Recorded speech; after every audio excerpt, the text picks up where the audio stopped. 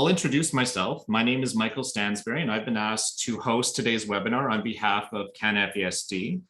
I'm the Senior Manager of Correctional Programs and Services in the Correctional Services Division of Alberta Public Safety and Emergency Services.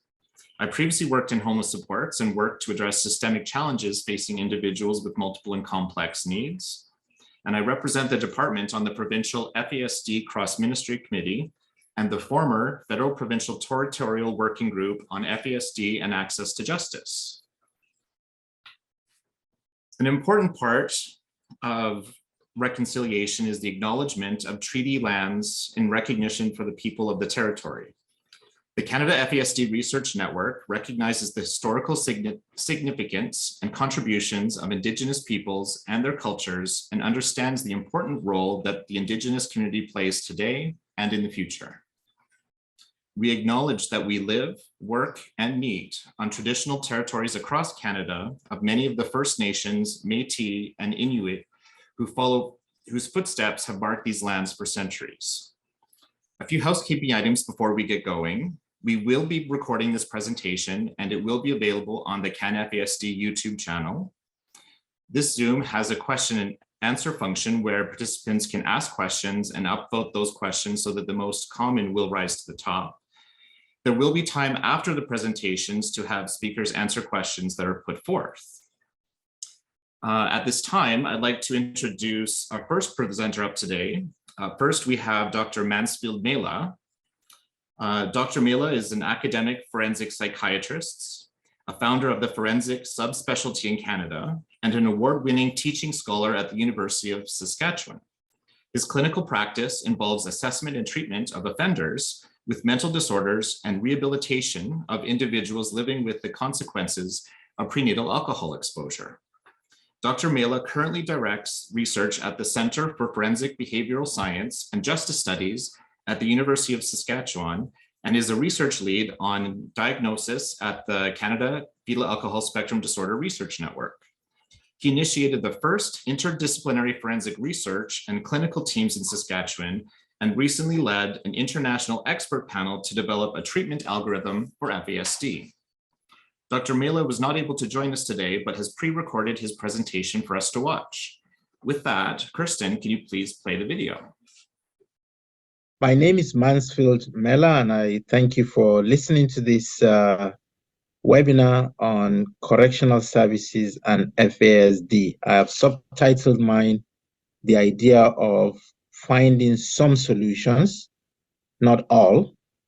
So you will know that before we can even talk about the rates of FASD within the correctional population, we have to talk about how did these individuals end up in the correctional system. There are multiple factors, as you can see, in this cycle of offending where an individual interacts with multiple phases of the criminal justice system, with unfortunately the deficits of FASD contributing to either the risk of lack of recognition or at least the inability to prevent the crime from happening. An example is the issue of interaction with the police, where the deficits of FASD can lead to false confession. And for that reason, people will end up in the correctional system for no fault of theirs when they, for certain deficits, are prompted to agree to certain things that they haven't done. The other possible explanation is what I call the faulty net syndrome, meaning the criminal justice system has put in place a net to prevent certain individuals with disabilities of a mental disorder nature from ending up in the correctional system. For example, because FASD is recognized as a mental disorder, individuals have been found to be unfit to stand trial, meaning they cannot conduct the business of the courts and will end up being in the mental health system rather than the correctional system. But when those opportunities are missed because there hasn't been an assessment, or specifically in the situation whereby people are found criminally responsible for things that they may not have full responsibility for, such that certain countries have recognized some deficit and allow people with the kind of problems FASD individuals have to come into the mental health system without necessarily going through the criminal justice system.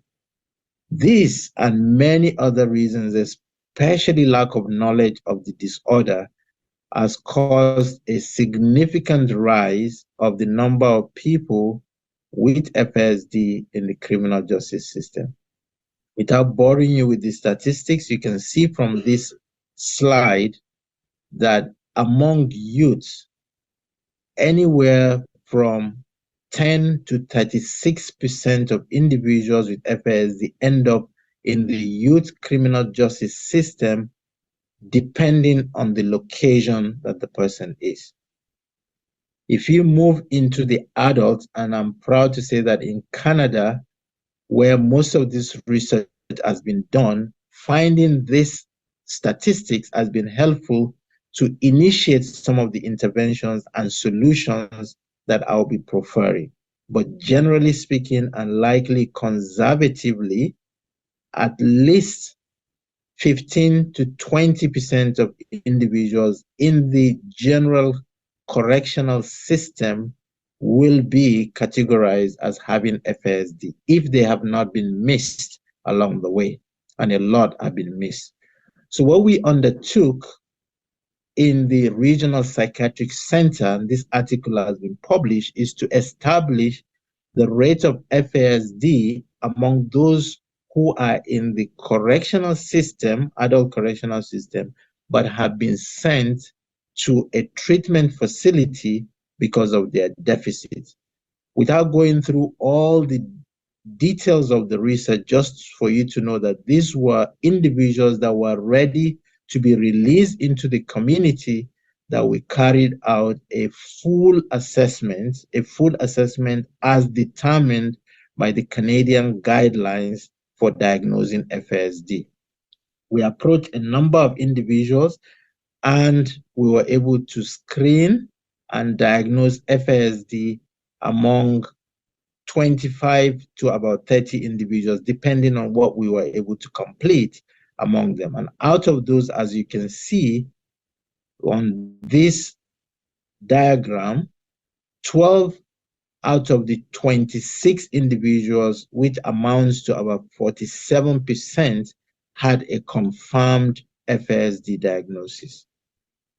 If you look at those who have FASD and in the whole sample, one of the things that stood out very prominently for us was the fact that a lot of them did have multiple brain domains that were deficiently functioning.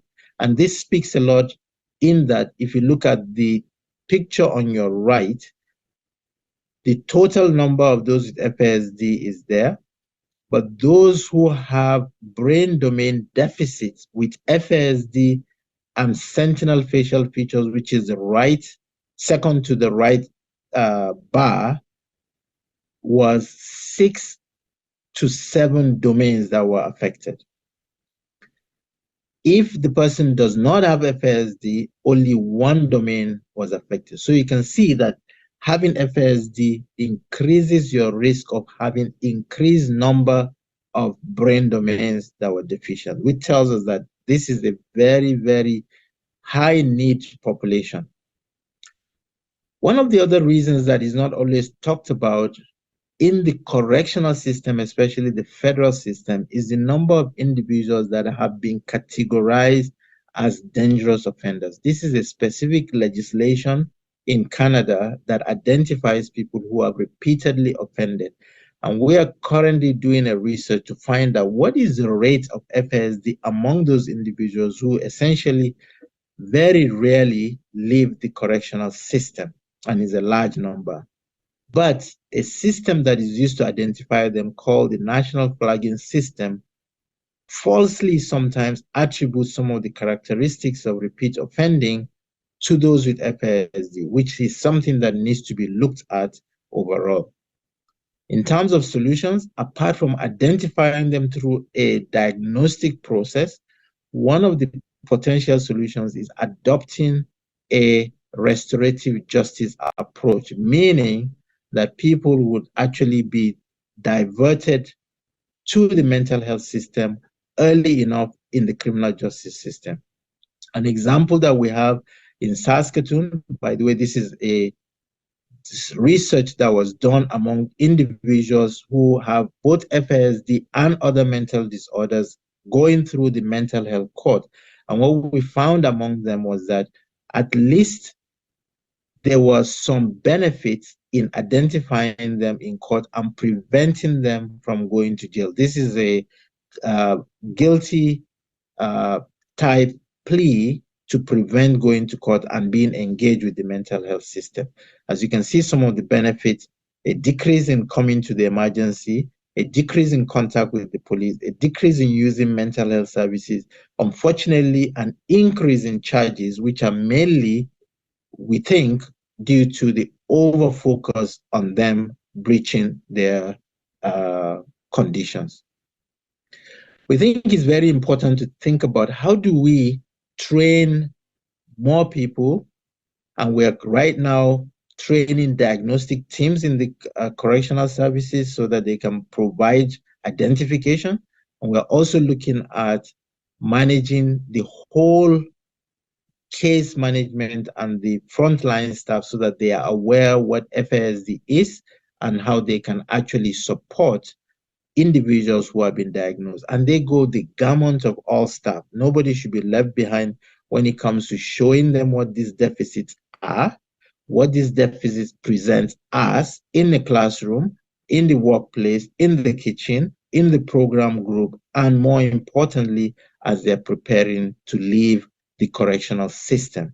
One of the very important things that we believe, and we've identified that by research, is we recognize the reason why they are in the criminal justice system is because of the lack of identification to know when to divert them. And the reason why they stay in the criminal justice system is the absence of support. So we've looked at this study, look at this sample, and concluded that what we need to do is to provide support by mentoring them, providing mentors that have an awareness of what FASD is, and also supporting them, including peer-to-peer support for those who will be able to look after them.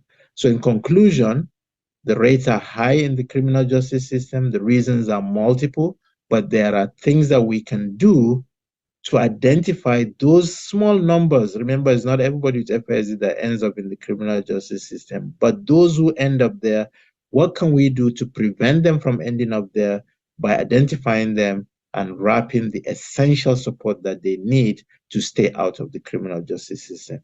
I look forward to some of your questions. Thank you. Thank you for that, Dr. Mela, for sharing your informative work. Next up, I'd like to take some time to speak about some of the correctional services and training we have in Alberta.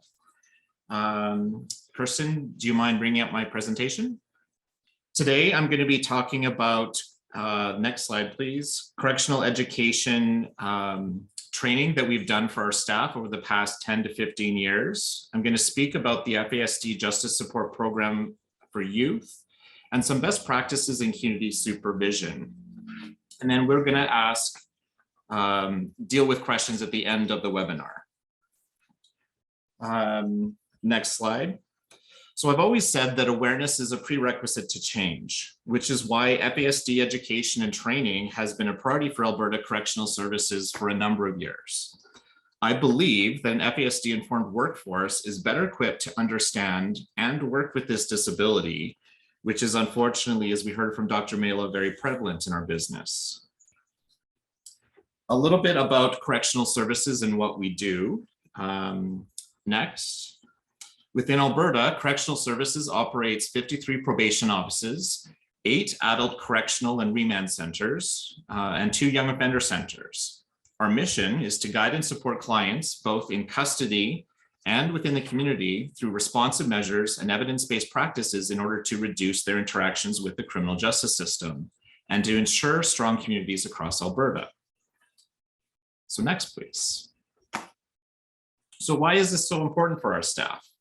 As you probably know, individuals living with FASD may face a variety of challenges, including memory and learning, executive functioning, adaptive behavior, emotional and behavioral regulation, impulsive and poor judgment.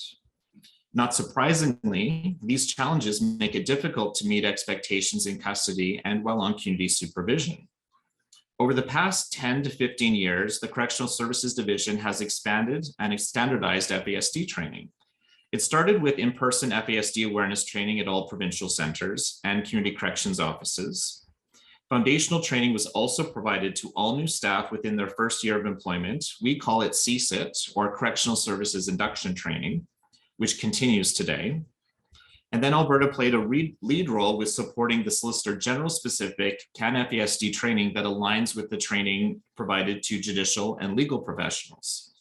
Additional opportunities for learning are always ongoing. Next. It should be no surprise to you that for many young persons, adolescence is a formative time, and for some, that involves getting in trouble with the law. We know that case conferencing with supports in a young person's life is an effective way to leverage the FASD assessment to design a community support plan that builds on their strengths. Next. So the FASD Justice Support Program for Youth organizes case conferences to assist young persons with an FASD diagnosis who have been in conflict with the law. Conferences are ordered by the Youth Justice Court judges under Section 19 of the Youth Criminal Justice Act. And these conferences can be convened by a Youth Justice Court judge, the provincial director within correctional services, a peace officer, a justice of the peace, a prosecutor, or a youth worker. Again, probation officers or correctional service workers in our centers. Next, please. Section 19 can be convened for a number of reasons. However, this program in Alberta is really focused on complex cases involving individuals affected by FASD, and the focus is on reintegration planning. As you can see, we want to include representatives who can assist the young person to address matters like housing, physical or mental health care, addiction, work or educational supports, long-term mentorship and supervision. Dr. Mela talked about the importance of peer-to-peer mentors and that type of support, and social, recreational, and leisure supports as well. Next. Through our Section 19s, we found that support outcomes were most often met in 67% of the youth that needed them. The success of the program is based on better information about the individual, appropriate supports that are identified and accessible, supports and systems to be coordinated and work towards a shared objective, and effective policies to eliminate barriers to success.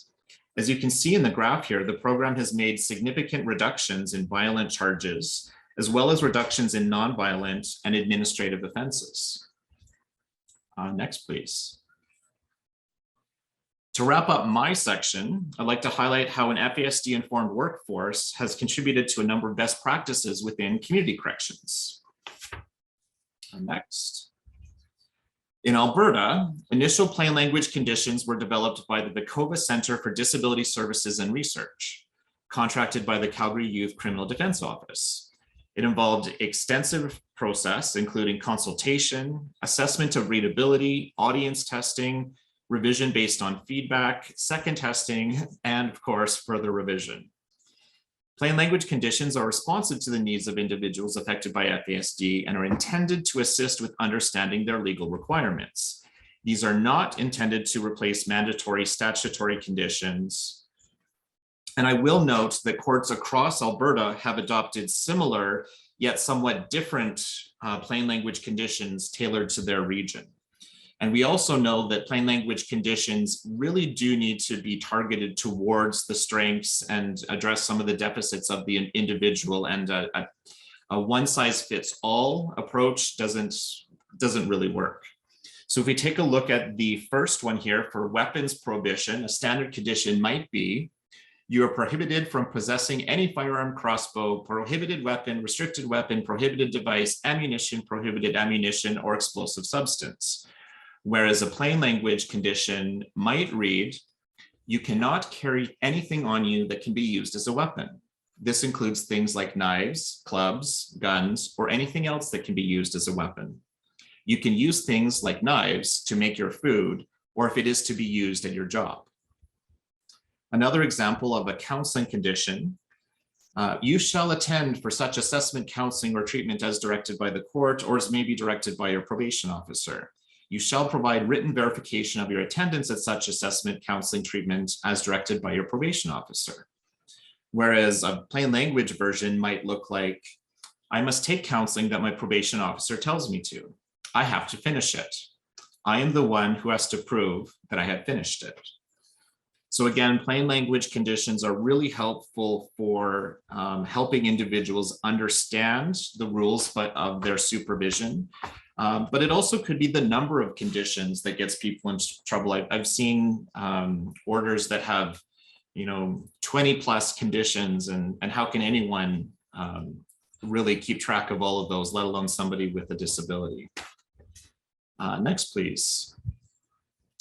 Another best practice has been the use of condition stickers, initially developed by the Manitoba, I think it was Manitoba and Saskatchewan youth justice programs. For clients that struggle with language comprehension, the visual stickers are intended to be quick and simple reminders of the rules. And again, here's a couple examples of some plain language conditions. Again, really easy to use on the back of an order. And again, a great visual reminder of what the rules are. Next, please.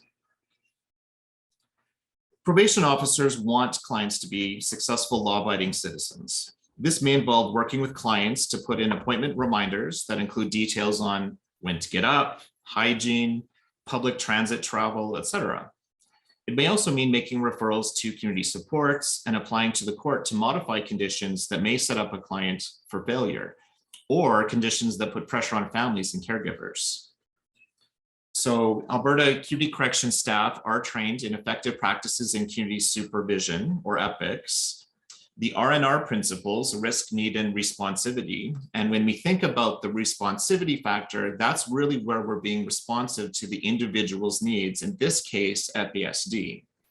They're also trained in motivational interviewing. So again, because we understand the responsivity principle, we're able to tailor case plans and interventions to meet the needs of an individual client. Next, please. So overall, correctional services have made great strides in becoming FASD informed. This is demonstrated through programming and our overall approach to supporting individuals to be successful. We have a couple quotes here. The first one from a program manager at a young offender center. Our population has significant FASD prevalence. Understanding how to work with our clients is critical for the safety and success of those clients, as well as everybody else in the building. A large part of that work includes transition to the community. Our job is to create supports which will ensure a successful transition for the client, but also one that ensures community safety. Here's one from a probation officer in Southern Alberta. Being FASD informed in community corrections has been invaluable to overcome some previously held misconceptions about people living with FASD regarding their behavior and abilities. Being informed has improved my ability to communicate with the person as well as their support team. I feel like I'm better able to meet the client where they are at, build on network connections, work towards stability, and focus on safety for the person in the community.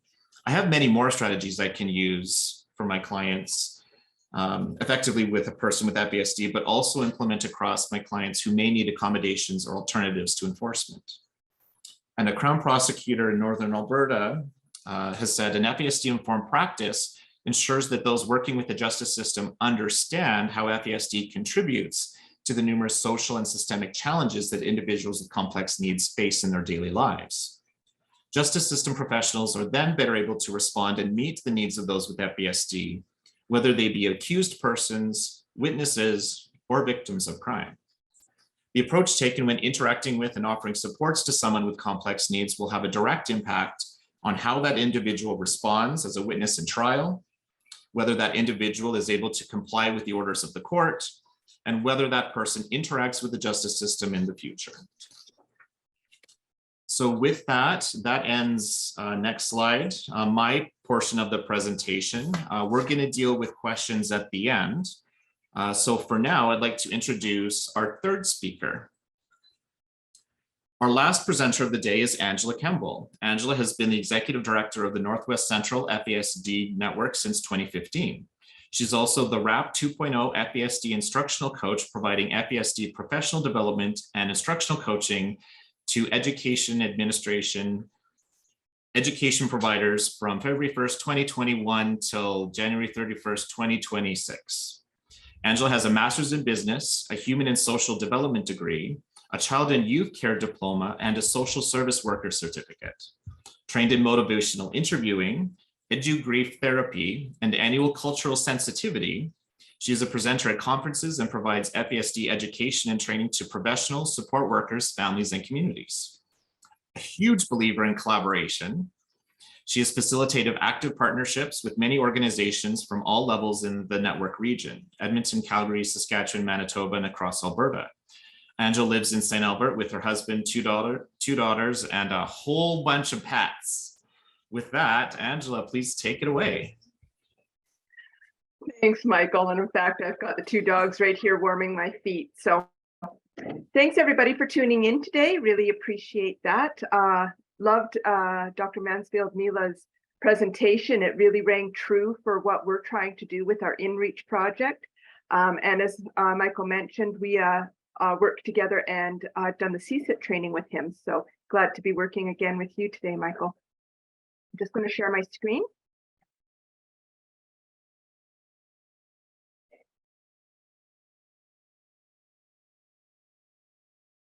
As mentioned, I'm the executive director of the Northwest Central FASD network region, which is in Northern Alberta.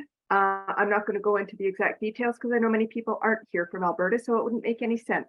Just know that it's very large, and before COVID, a good part of our budget went to mileage. But now that people are more comfortable with doing things online, our budget has diminished in the mileage department, which is great.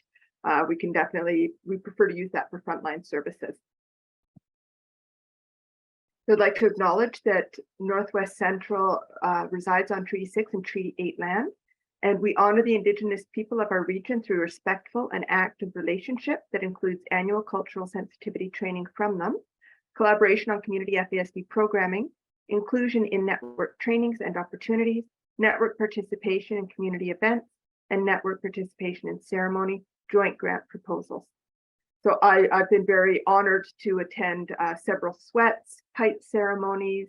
I'm very familiar with smudging and protocols, and very fortunate to have a very diverse board that includes several members that identify as FMNI. Inreach program, you'll find as I'm talking that you'll probably be remembering aspects of Dr. Mansfield-Mila's slides, because in his training and services slide, he had recommended for correctional facilities to do some of the very things that we're doing. So it's nice to see that we're aligned. And one of Michael's slides had this one section called ongoing FASD awareness, which I believe Inreach would probably fall right under that slide. So the Inreach program, the goals of the Inreach program are to increase FASD knowledge and awareness. We do that through training to correctional facility staff, and we also do FASD sharing circles with the residents in the corrections facilities in and around the Edmonton area.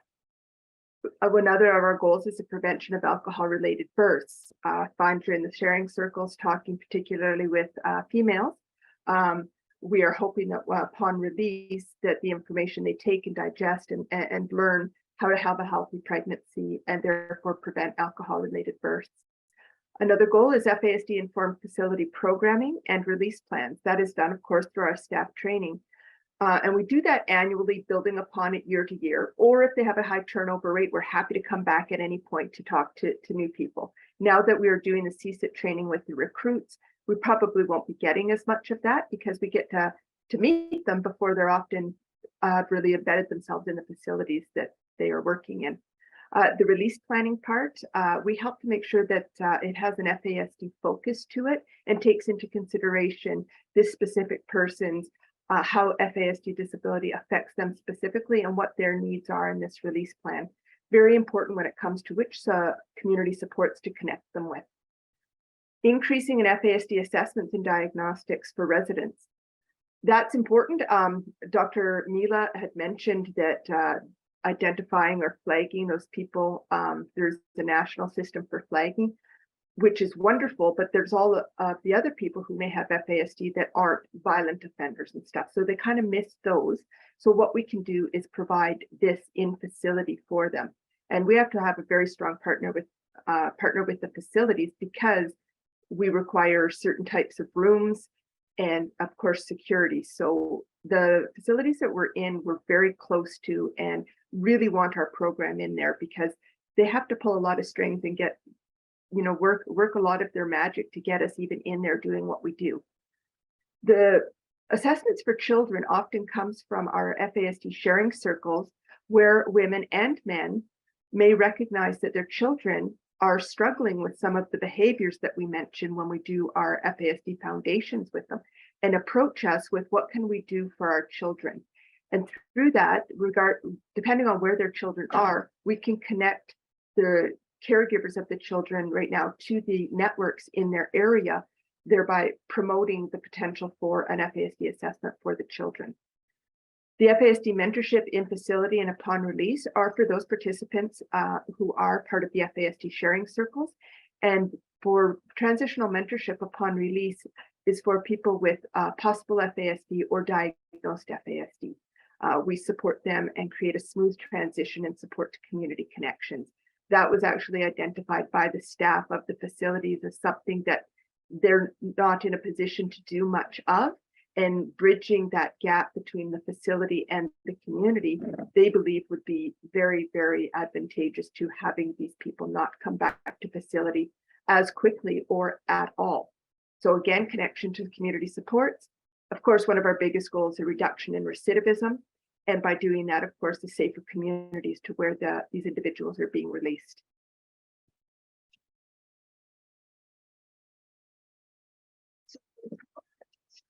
In 2017, we were collaborating with Edmonton Institute for Women and the Edmonton Remand Center. So one being federal and the other being provincial. We began with simply just training the justice staff. And through that, our program grew as the staff said, you know what, the residents could really use this information as well.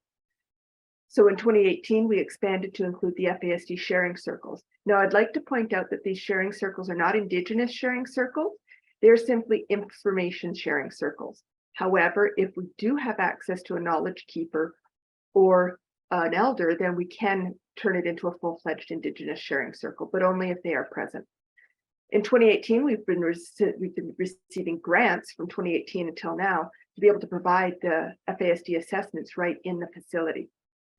In 2019, we received a grant and expanded to include youth. So we moved into the Edmonton Young Offender Center. And we've also expanded since then to 3 youth organizations that work with youth involved in justice, but not quite at the level where they're incarcerated. In 2021, we completed our first 3-year evaluation with University of Alberta. That is an ongoing evaluation. We look to have our 6-year evaluation coming out, I believe, in 2026. We didn't include the COVID years because a lot of this was on hold. As you can imagine, access to facilities was diminished. So we weren't able to do that. So that's why it's not just 6 years. It actually turned out to be 8 years. We did do as much work as we could during COVID, but it was definitely limited. We also received a grant in 2022 that allowed us to expand into that transitional mentorship piece. So those who with possible FASD or diagnosed FASD are connected with our Inreach mentor, who will help with that smooth transition to community, regardless of where they're going.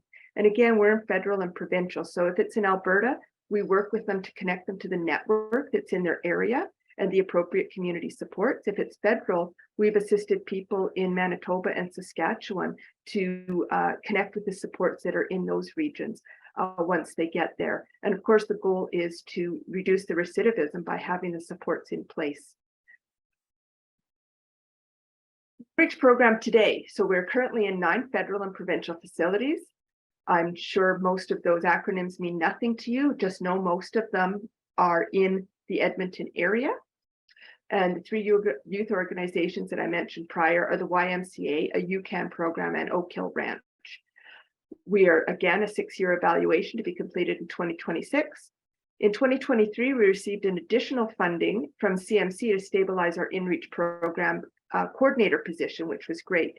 Prior to this, we had been relying solely on grants for this program. And we've applied for a federal grant in partnership with Edmonton Parole to actually create an FASD mentor position for parolees and to maintain our program in the federal facilities that we're in. And we're always advocating for sustainable funding to support our FASD assessments and diagnostics in the facilities. This is my information here. If you would like, if you have questions, would like more information, please reach out to me. I'm Angela Kemble. There is my email address. Part of this program is Donna Christensen, who is our Inreach supervisor. Our Inreach program coordinator is Yvette Krejci, and our Inreach assessments and diagnostics facilitator is Jennifer Pasek.